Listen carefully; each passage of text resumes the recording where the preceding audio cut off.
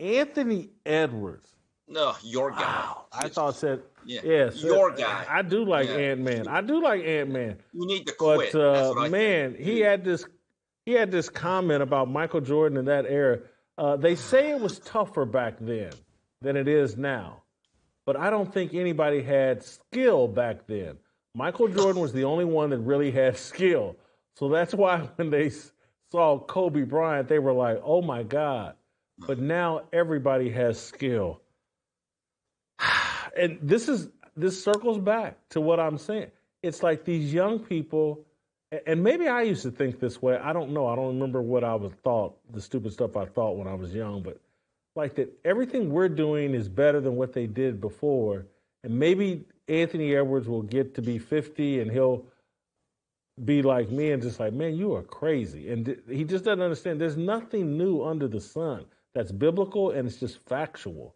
There's I mean, when I think about Isaiah Thomas and the guys from that era that he's calling unskilled, that's a joke to me. As if they couldn't compete now. I find that mind-boggling. Well, Jason, we are similar ages, so we are kids of the 80s, and I'll admit I probably said stuff like that. But here's the difference. There was an evolution of the game from when Bob Cousy and Bill Russell and Bob Pettit played to the guys that I grew up with Magic, Larry Bird, Kareem, and the guys of that ilk. I don't know how much more advanced this game has gotten since, let's say, the mid-'70s when Julius Erving revolutionized this game athletically along with a few other players. So, Jason, I did some copious research, and I got the old school tablet out, and I looked up some of the All-Star teams, and I chose these years for a reason.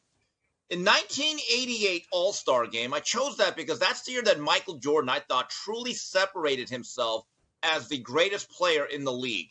It was evident at that point he's better than everybody, whether he wins championships or MVP awards, which he did in this year.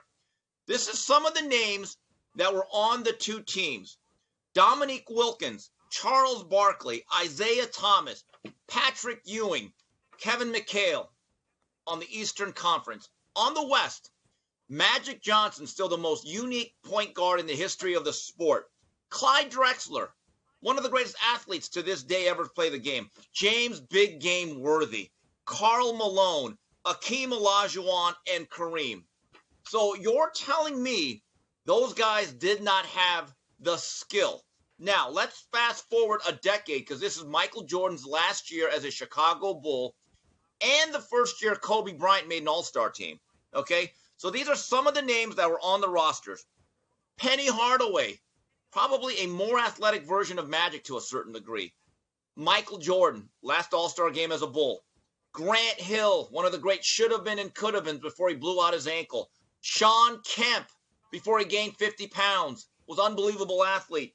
Dikembe Mutombo, one of the great rim protectors. Now, on the West, the Glove, Gary Payton, Kobe Bryant, KG, Kevin Garnett, who played into the 2010s, Karl Malone, the mailman, maybe the greatest power forward ever, certainly on the Mount Rushmore. And then you had the Shaq Diesel. And also coming off the bench, David Robinson, Tim Duncan, and two of my favorite Lakers, Nick Van Exel and Eddie Jones. Where's the lack of skill? Seriously, where is the lack of skill on those two eras that I mentioned? There's nothing better at the end of a long day than sitting down in your favorite easy chair with a glass of your favorite whiskey. And hey, if it turns out that with every glass, you're helping to support a great American cause, doesn't get much better than that, doesn't taste much better than that. It's time to chart your own course with Flying Ace whiskeys from Craft Co. Inspired by generations of American aviators and proudly made right here in the United States, Flying Ace is not only making amazing whiskeys, they're also committed to supporting our brave troops and their families through their partnership with Folds of Honor. They're providing scholarships to families of America's fallen or disabled, and these scholarships allow families to begin to chart their own new course. After experiencing great sacrifice, Flying Ace whiskeys are American proud because they're American made, and they're American proud because They're helping to support our heroes and their families. Don't wait around. Today's the day to get your own and see what all the hype is about. Buy online at flyingacesspirits.com. Use the promo code AMERICA to get free shipping. That's Flying Aces, ace with an S at the end, spirits.com. Promo code AMERICA for free shipping.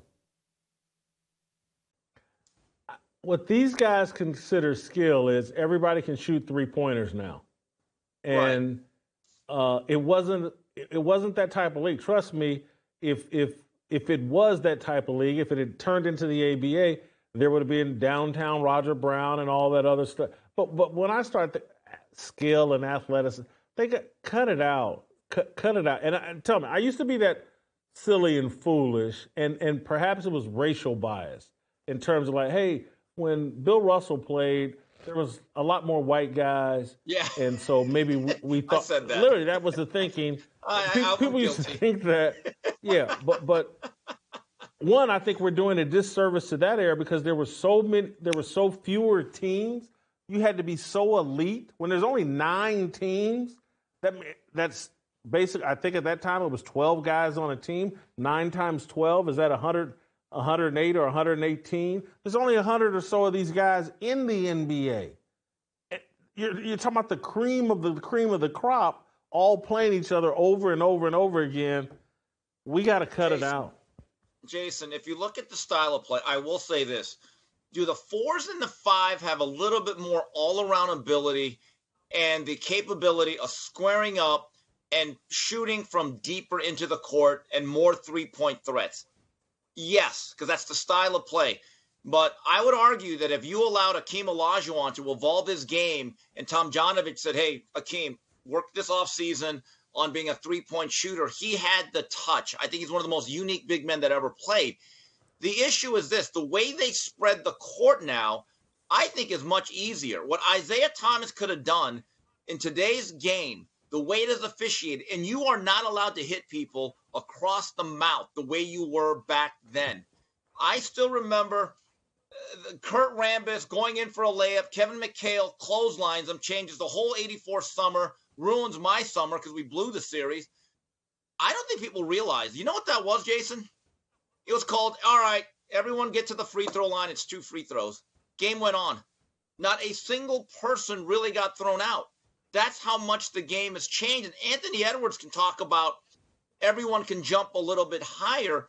Maybe they can. Maybe they are slightly better athletes, but there are no ramifications like there used to be for going into the paint the way you once did. Nothing Anthony Edwards does or can do that David Thompson couldn't do. And he probably doesn't even know who David Thompson is, but trust me, David Thompson was the truth, the whole truth, nothing but the truth, and still would be today. If you enjoyed that video, be sure to hit the like button and subscribe so you never miss a moment of Fearless.